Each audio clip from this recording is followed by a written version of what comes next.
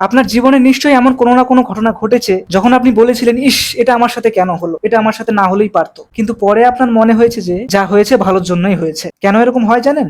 বলছি।